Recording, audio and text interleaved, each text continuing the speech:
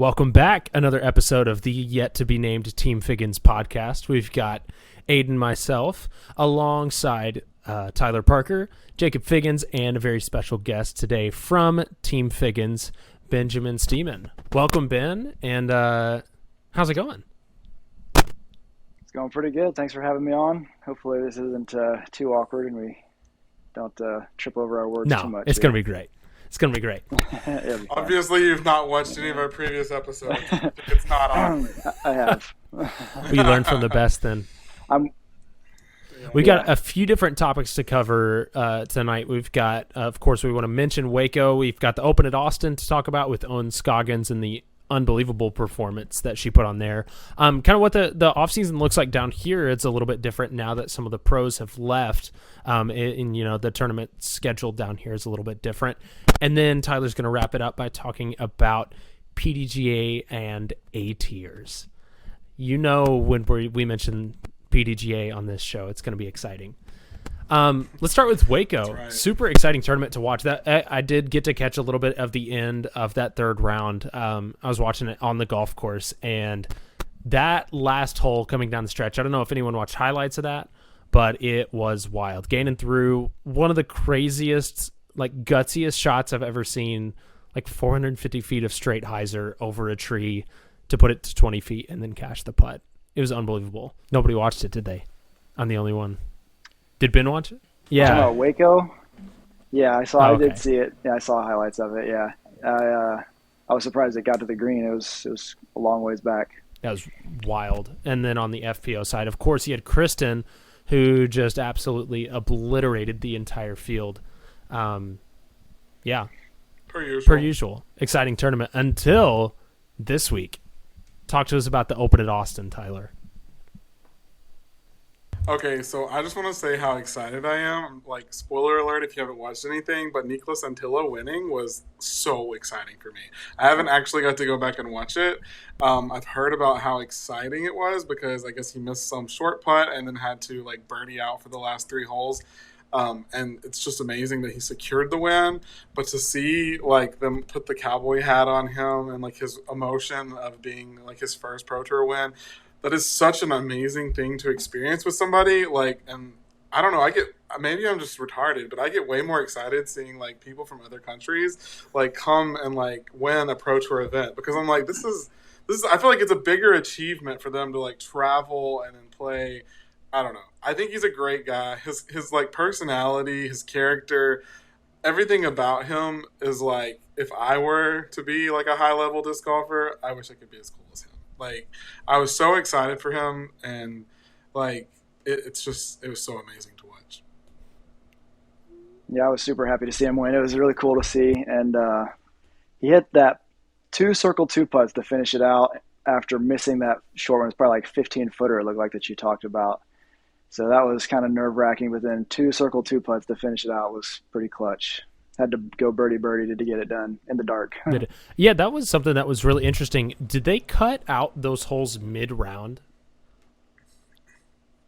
Did they finished with the 15-hole layout on the third? Yeah. Okay. They eliminated 3 holes. Yeah, I'm not sure when they made the decision. I assumed it was before the round, but I'm not. I think it was sure. Before the round because of the weather delays that they were having. Yeah.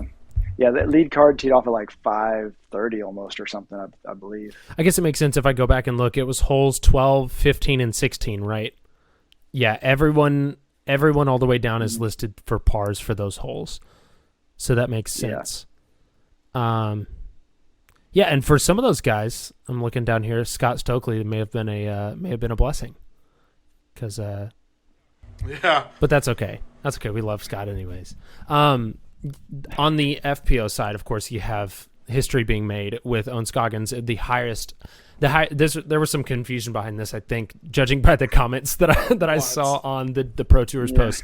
She had the highest average rated tournament, so it wasn't the highest rated round for FPO, but she averaged the highest for an entire tournament that anyone ever has in FPO. So, Tyler, what do you want to say? I guess I have girl math, but I'm how do you have not the highest rated round but still acquire the highest average? But I guess never mind. I just figured it out. We're gonna averages. It's the key is in the actual question. I'm just like, if it's record setting, why isn't it record setting? And then I'm like, you could have like a 1059, but she could like Paige, I think, had a 1059. She also could have shot 1,000 rated, so then her average is tanked for that round. Exactly. So that makes sense. Just disregard that. She had a 1055 rated round. I think it was like top 5 highest ever or something like that. And then the average was 1029, which is the record. She did this either way with a 990 rated round, first round. Mm-hmm. Wow, that is crazy. What was her second rated? Second round was 1055. Oh, okay. So what was her final? And then 1042 to finish, which is crazy. Dang. Look at that. Dan Osborne and Ohn Scoggins just popping off in their last tournaments. That's right. Isn't that the truth?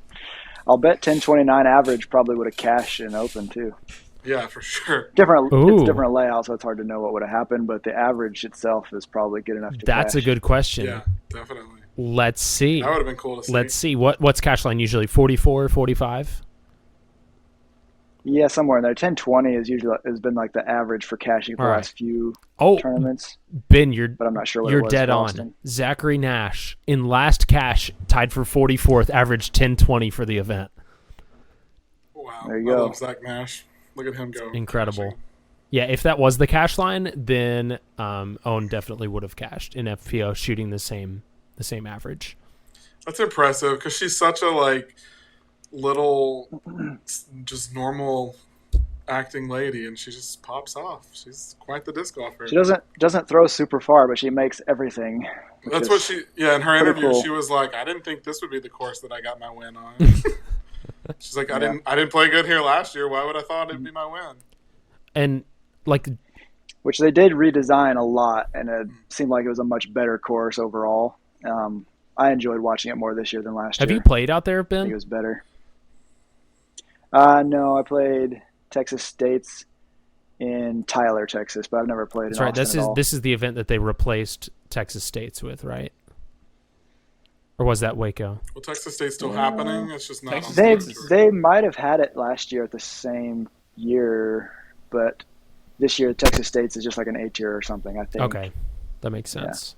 Yeah. They replaced Belton, I think. That's right. Yeah. Okay, this is kind of crazy. Looking at how well Ohn did compared to the field, you have Ohn, of course, in first, 1029 average for the event.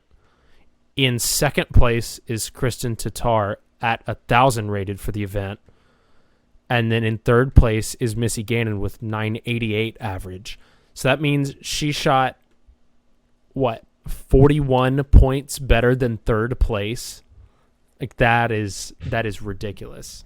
But also it's kind of out of nowhere, because even for herself, like if you saw that press conference with her at the beginning of the year where she was just like, I just want to win an event this year. That's my goal. And then third event of the year, she waxes the field by 40-point averages. So I don't know. Could be the start of something big for Ohn. Has Gannon had more than one win so far this year? No. He won Memorial, but that was just an A-Tier. Okay, so it's been a different win for every event. That's pretty cool to see. People that aren't your normal dominators just showing up and taking down wins. I love that. It's going to be a great season. Yeah, Gannon's a different story. Normal, but Anthony and Nicholas are both new, and it's great. So. Well, and sorry, Jacob, you go ahead. No, I was just going to add on top. I just feel like that makes it way more exciting for the average person watching. For sure. It's not the same. Gives me hope that one day I might win in May too. All right. Or MPO in my next tournament. You can follow along if you want. And but either way, sorry, I'll let. No. You go ahead. No, I just think it's way cooler to see a different guy, and especially new guys, because it really it does get a little boring. I feel like for the normal person if it's going between Paul and Ricky back and forth every single time. Yeah, for sure. Really, I don't want to see Paul struggle, but I agree. Yeah, I do want to see a Paul win, but also nowadays what's really cool too is third card and even fourth card last day is still could shoot hot round and maybe win, which is if your first name's Kristen, last name's Tatar. Well, I'm taking MPO, but yeah. I know. Well, we saw that this week. If you follow golf at all, I refuse to call it ball golf. Fight me, but Oh, come on! at the Players this past week, Scotty Scheffler won from the what would be the chase card, like the second to last pairing, and he was just out on the range hitting balls, warming up just in case there was a playoff, and then the last putt missed, and he won standing on the range. Like, it was kind of a funny thing to watch, but we're gonna see a lot more of that, I think, and also it's kind of cool to see AB and Gannon Burr both tied for fourth. Together, the two other winners of the events so far this year. So it's kind of fun to see. Exciting tournament. These guys are shredding these courses. Yeah, there's only a 4-stroke difference between first and sixth. Like, everybody's kind of in it. Thoughts? Yeah, I don't know. What is the Texas State is the next event I think they're playing, even though it's an A-Tier. What's the next I think it's a Pro Tour event, if I'm not mistaken. I thought Texas State is again. Event. I'm pretty sure. Let's see. It's on the Pro Tour website. Yeah, so it's probably that and then Jonesboro or something. So they just took it away for 1 year and then brought it back. Interesting. I guess so. Is it going to be like a So who's our silver? pick for? Oh wait, no. Interesting. So it's listed on the Pro Tour website, but at the very bottom it says not a DGPT event. Yeah, I'm pretty sure it's an A-Tier. Whoa, you're right. Yeah, it's just in the schedule. That's because very most interesting. all touring pros are still playing it because it's part of the flow, but it's not an actual event, which doesn't really make sense. Well, what's weird is it's like on the Pro Tour website, it shows a button to watch on Disc Golf Network. So that's very weird. That is interesting. Maybe they're not actually gonna have it on DGN's there, filming, but maybe it's like a silver series. Is it one of the qualifiers? Wait. The Q series? Hold on. Jacob, are you looking at the part where it shows the event history and then there's an asterisk where it says not a DGPT event? No, it says 2024 Texas State Disc Golf Championships, March 29th through 31st, Houston, Texas. Whoa. Okay. It's very weird. I'm not fully sure what the deal is with it, but yeah, I guess it's not a DGPT event. I'm on the same website, and it literally. But the Pro Tour looks like selling tickets on the same page. What? Yeah, it literally looks like everything looks like a Pro Tour event until you get to that little asterisk. That's talking about the event history. We're just dumb. The years that it was. That's why I was asking, because that's talking about the event history. So it is a Pro Tour event now? So it is a Pro Tour event. Yes. Yep. And it was a Pro Tour event last year? How did we forget about that? It was a Pro Tour event from 2022 to now. So it's been a Pro Tour event. This will be a third I think time. it's been off and on a couple times before. Yeah. And they've also moved it, too. Yeah. I think it's like in Houston now, and it used to not be. I think it moves around. It's at Brock Park in Houston now. Is it sponsored by Lone Star? Yes, it is. Big surprise. Speaking of which, Texas. maybe we should talk about on another episode. Maybe we'll spend some time digging into Lone Star just as a business model, because I am fascinated. It's like they tried to do the live golf kind of thing where they just throw a bunch of money in and hope that it sticks, and for them it just didn't work out super well. But I don't know.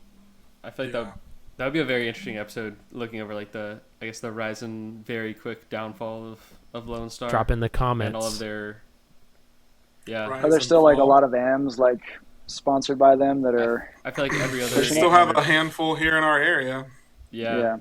Every other 800 rated MA3 AM is a Lone Star. Did you guys see the tweet? Did you guys see the tweet where the guy submitted his dog and it got approved? Yes, wasn't that incredible? That's amazing. That was the best thing. That's when you know Lone Star's made it.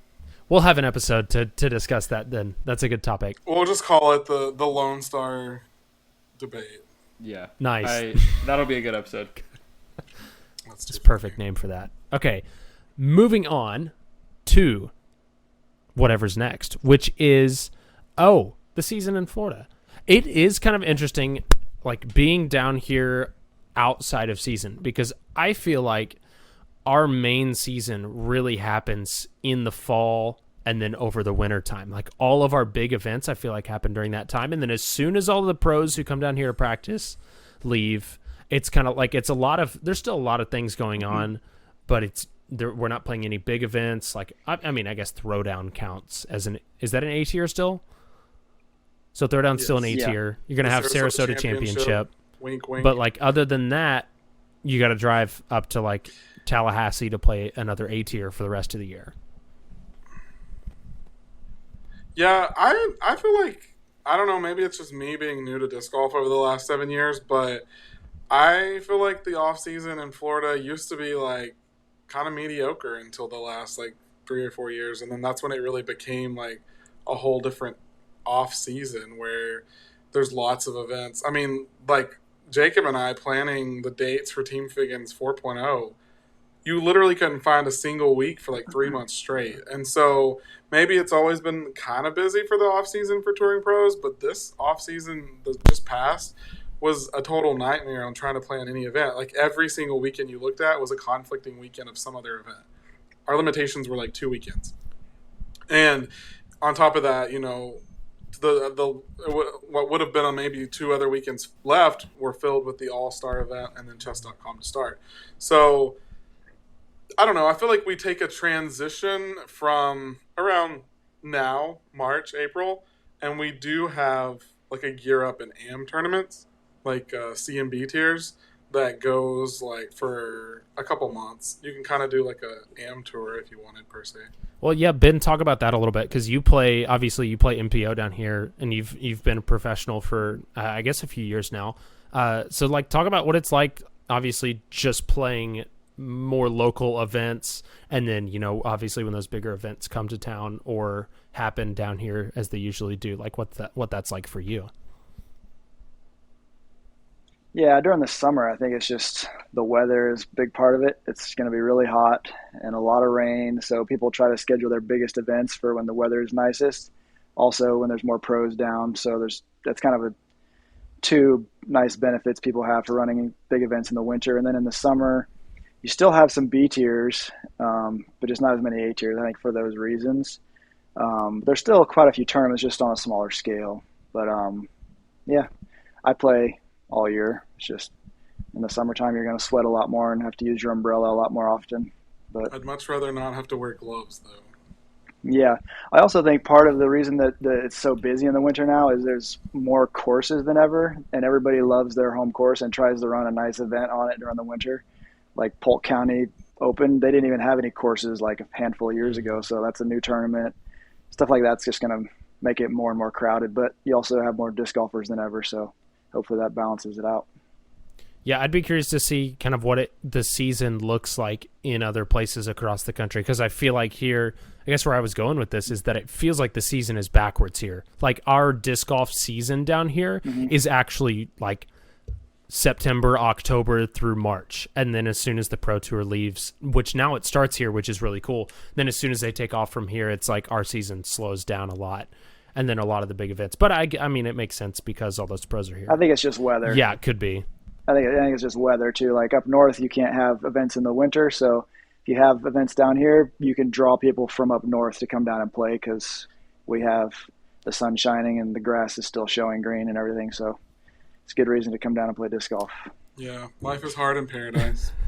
Yeah. Don't come down here during the summer, though. It is awful. I don't know. Give me the heat any day. I will only complain if it goes over 90.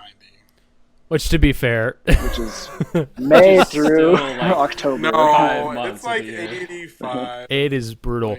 It's like a sauna, just 24/7 from May. I hate the cold too, so to I can't like say anything. Even through October. It is so hot.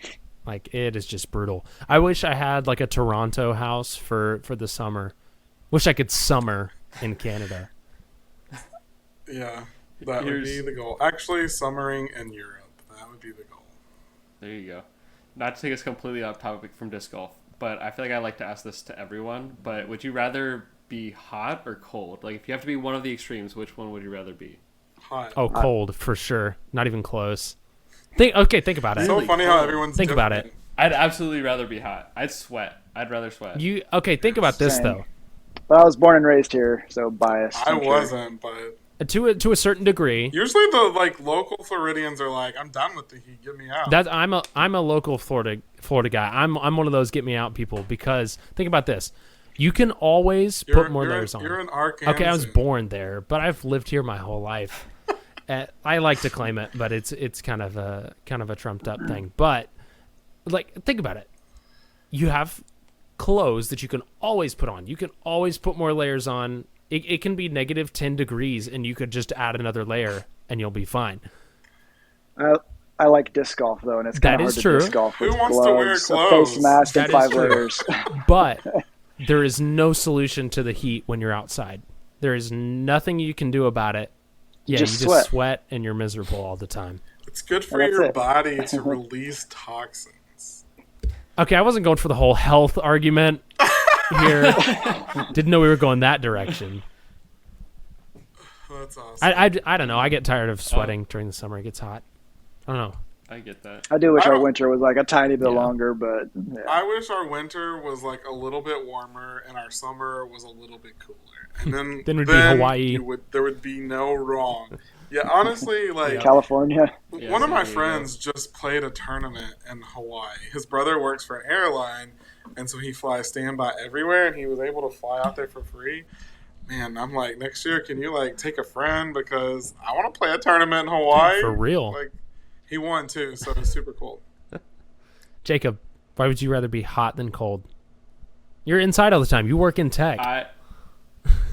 That's true. That is true. There's something about being cold that I feel like I just don't operate well when it's cold. I'd rather if I'm sweating, I can still as long as I'm drinking water and I'm good, I can still keep going. And maybe that's from I played baseball outside in the summer for the first 15 years of my life, so I guess I'm just maybe used to that.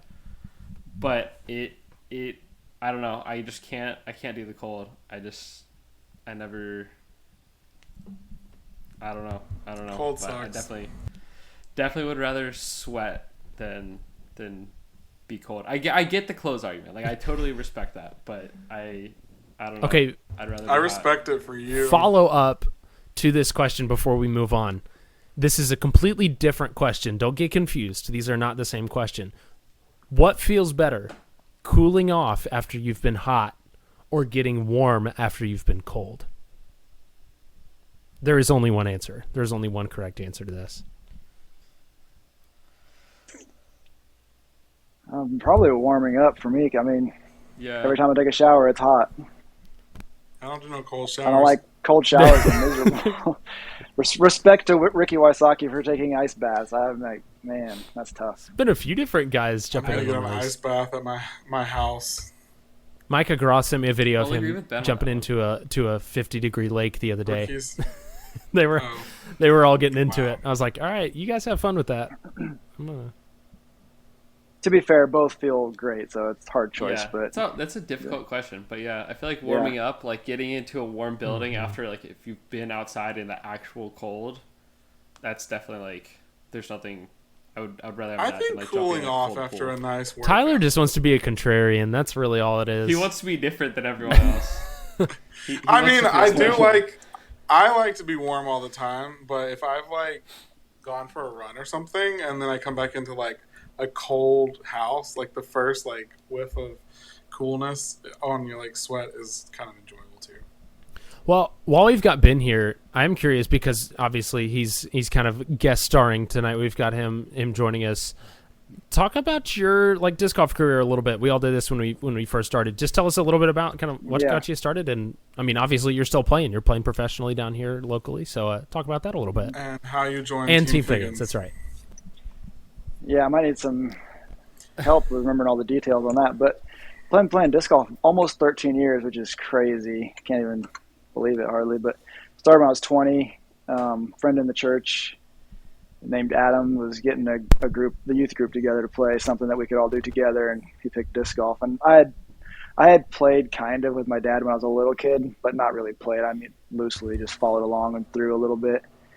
So I knew what it was, but then I was 20 years old, we went out with the youth and played once, and I got hooked and started playing. and been playing ever since. Haven't really taken any breaks even. So, and then I started playing pro like in 2016. Signed up for the PDGA 2017. I played a long time before I signed up. But then, once I started playing tournaments, that kind of took over. Disc golf casually was fun at the beginning, and then once you start playing tournaments and get hooked on that, that kind of becomes the draw. So, yeah. And then Team Figgins, I forget how I found out about them originally, but I bought some discs from them a few times. And then Tyler, I think, got sponsored and asked if I would be interested in it too, because Jacob had mentioned it to him or something, I guess. Do you remember that, Tyler, how that went? Yeah, that's exactly the case. Pretty much exactly how it went? Okay, yeah. Now, when was that? 22? 21? I want to say 21. I think it was 21. Maybe 2020? Seems right. Maybe. Well, wait, we did a rewind the other day whenever Jacob and I talked about me joining. I think it was Figgins. 21 that Ben and you actually were part of the I team. think we met in 2020, and then I joined in 2021. Yeah, that sounds right. And then Ben was like the end of 2021. Yeah. Yeah, I remember watching all of your YouTube videos and stuff. That was good times back in the early days. Yeah, then we started doing some with them, and then that paused. We've been on a hard pause. We got to resume that. It's awesome. Yeah. But here we are. Now we're here. Here we are. Now we're on the podcast. Start at the bottom. That's right. Dude, you're on the 2018 South Florida Open lead card with Calvin and Chris. Yeah, you YouTube. No, I found you on the PDGA. I just typed in your name, and it was like, oh. Oh, really? They pull up some kind of old video, I guess. Either it could be a YouTube video or some kind of article. Yeah, the disc golf guy was there. Old Terry. Yeah. I feel like that's how, like, because Tyler talked about you, Ben, and so then I went and looked you up, and that's like the first time that I watched you play was, I think, on that disc golf guy coverage in 2018. Pretty much anybody that's so janky. It's crazy. I've got the. Still not great, but. I have a picture of you throwing off of hole 2 at Payne before there was a concrete pad or a video or something. Yeah, it's like the best thing ever. Because it's back like when Payne was brand new. The form is so cringy. I love it. Yeah, that's the best. Looking back at your original videos, oh my goodness, I have some absolute gems from my first time. So good. Maybe that'll be an episode. We just talk about our first. We all screen share our first time playing disc golf. First video we can find of our. I've already done that, guys. That's right. That's right. On the first episode, it was incredible. Oh man.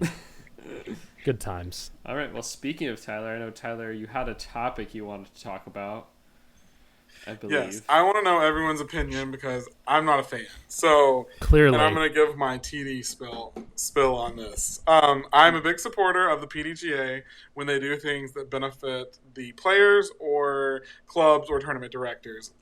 Unfortunately, it feels like the PDGA does not do a lot of things to support tournament directors or clubs, but more so the members. Not a PDGA hater. I just have an input on this topic. That we're going to talk about. So I personally think that the PDGA should stand behind tournament directors more because, as you all know or should know at this point, tournament directing is a volunteer position 99% of the time. And there should be some kind of built-in security to either support them or pay them, first off. I will say kudos to PDGA last year for implementing a rule that says that if anyone does a chargeback on PayPal for a tournament registration, that you could be disqualified from the PDGA because we use PayPal for everything, and basically PayPal will always side with the player if they tried to withdraw, and then there were stipulations where if you withdraw for a certain period, you would not be able to get your money back. But yet, if the player would open a ticket with PayPal, they would automatically get a refund. But anyways, this topic is multitasking. All right, so the topic is the change in the radius between A tiers this year. So in years past, before this year, it had to be 75 miles between an A tier and any other event, I believe, at least like B and C tiers. It might have been even further for A tiers. Anyways, they reduced it to 50 miles. Okay, so what's the point in this? Like, why would you make the change that is possibly negatively impacting an A tier to allow a C tier to operate? I bring this up with no hard feelings at all, so it is what it is. But like, we're running an A tier in May, and in Riverview at Showman's, they're running a C tier the same day. I fully support the club. Super excited that they're doing events. Just don't love that it's the same weekend as an A tier. Whenever I try to capture 300 people already, it's like, and the event basically runs on like amateurs more than anything, to keep it funded and all, because we get kickbacks from disc manufacturers through our players packs that we purchase for AMs, and it's a circle of life. So because like we're operating 3 parks, one of our parks is only 30 minutes from this course. I was like, well, does that not count? And so the clear stipulation is it is the mileage between what is listed on PDGA as Tournament Central to each park, which happens to be 48 miles. So they're good to run their event. I just feel like it's probably a bad move on PDGA, because why would I want to run if I'm a C tier, I'm probably not going to want to run an event conflicting with an A tier. I don't think they knew that we were running ours that weekend when they signed it up. So like I said, I have no hard feelings against them. Like, good with the club running their event. Hope it doesn't affect either one of us and that we both get a great turnout. But I do have to say I disagree with the PDGA on making a move like that, because I don't feel like they're benefiting any player being able to play more. I feel like they're hindering clubs and TDs in this move. What do you guys think? Ben, I want to hear your thoughts on this first before I say anything. I agree. I think they should have held off on that. I think if it was like post-COVID boom when everything was filling up in 10 seconds, it would probably be fine. But nowadays, with things not filling up very fast or at all, I think they should have left it the way it was. Maybe leave a clause in there that, you know, TDs could waive and like allow another tournament in or something if they wanted to. But I think that rule should have stayed at 75 miles or whatever it was. And as far as TDs getting paid, I think as a player, I would be actually in favor of paying $2 for a TD per player myself, you know, like chipping in $2 for like a C tier and $3 for a B tier. I'd pay $5 for an A tier just to go to the TD to pay. I think that'd be kind of a good thing to do too. And shout out to Caleb Henson. Actually, I signed up for a tournament that he's running, and he put it in an option in the like a tab that you could donate $2, $5 or whatever to the TD, and I did. I think it'd be a good idea. But yeah, I would be in favor of leaving it the old way, 75 miles. Okay, let me play devil's advocate then. For the other side, because I'm like trying to think through what the arguments for and against this would be. Definitely agree that I think it hurts everyone in the long run. It's just from what I know about it, because this is like Tyler explaining it is the first time I'm hearing about it. I think it does hurt everyone in the long run because one, it obviously is going to hurt tournament attendance in the present, and then consequently will lead to less people running tournaments, and then consequently will lead to less tournaments being available, and then that's when it hurts the players. Currently, I think it benefits like new players because obviously, I don't have to drive to this one because this one's closer to home, and I have this C tier I can go play, and I don't really care that it's, it doesn't mean as much as an A tier, and there's not gonna, it's not as nice of courses or all of that. I think that's probably where the other side will come in and argue is, it's providing more opportunities for newer disc golfers to go play. But I think that argument down the road is going to start to go away as people realize like, if I'm not going to be able to fill up my A tier, I'm not going to keep running it every year. Like, we're not just going to keep running a half full, huge tournament every year that we have to put tons of funds into and we just keep losing money. They stop running those tournaments, and then the people in that area don't have tournaments to play. Yeah, that's basically where I'm at this year. So I have 200 AMs allotted, 72 pros. It's like the second largest event that happens in our area, probably next to GCCO. And I want to fill it up. We don't have the diversity or the quantity of courses that GCCO runs, so we run with a more limited, slim like package to offer the players on what we can play. Like amateurs will be playing Water Tower Lakeview, pros will be playing Bennett Tower. It's straightforward. Those 3 courses are what we have to offer. Unfortunately, we don't get to mix in a variety, so that does turn some people off. With that working against us, acquiring 272 people to fill my event might have been super easy in 2020, 2021. Last year in 2023, we basically filled it up and we hit 250. So we were short of the number and close enough to feel good. This year, my confidence of going over 200 is kind of low. And how do I order players packs with specific cert sizes for all of these events? And you can ask Jacob. Jacob and I just ran a B tier back in January that half filled up or 60% filled up. We ordered for a full event. So if you go to teamfiggins.com, you get a great deal on a players pack. That's right. But anyways, that's beside the point. So it's just, like you said, it's a penalty. It's almost a penalty to a tournament director, because if I go and spend let's say my budget for 300 players is $30,000, and I spend that, and then I only get 200 people signed up, I'm probably like 6,000-7,000 below my budget. It's a little scary with that volume to do it. So I don't know. That's why I'm not in favor of it. I just wanted to voice my opinion as a TD. Probably means nothing on this level, but at least it raises awareness to our local community. No, I think you're right. Jacob, do you have any thoughts on that?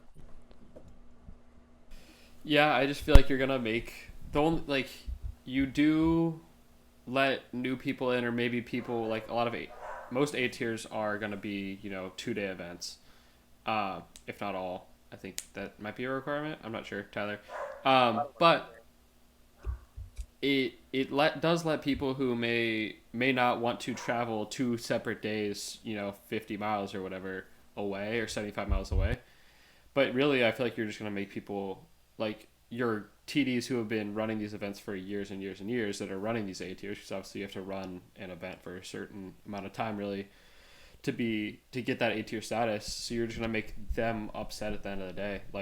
Tyler, I don't think Tyler's upset, but you're screwing over your people who have been loyal to you for all this time in favor of maybe making a little bit more money potentially by having multiple events. But at the end of the day, I feel like you're really there's more downsides than upsides in this situation. 6 to 8 tiers a year, so tiers have a lot of other open weekends that they can all pack in together on, and then players have their options then. So I think leaving the A tier weekends more exclusive would be better, because a variety of courses for AMs to choose from is great, but you can do that with C tier. A tier weekend, kind of leave that a little more open, I think. Yeah. If you missed that with the audio, he's just saying it's better in essence to leave it with just a more elite event going on, where everyone can enjoy how well run and put together that event is, instead of having a bunch of smaller events with less support, less cool player packs. Is that's kind of what you're getting at?